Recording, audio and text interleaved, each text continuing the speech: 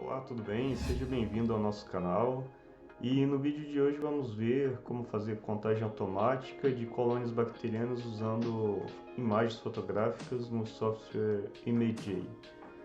Você que trabalha com microbiologia, fitopatologia, que trabalha com experimentos onde você determina unidades formadoras de colônia, né, UFC, e necessita realizar diversas contagens de colônias em placa, usando a canetinha, o contador, a lupa, enfim, tem vários tratamentos, tem várias repetições e gasta um tempo precioso, né, nesse tipo de tarefa.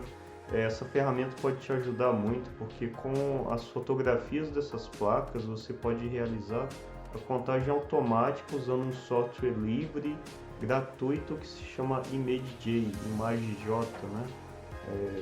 E existem duas formas que a gente vai mostrar aqui. O método, né, de contagem automática e um método de contagem pelo clique. Se você quiser aprender mais sobre o IMAGEJ, estão abertas inscrições no nosso workshop online. O link está na descrição e confere lá.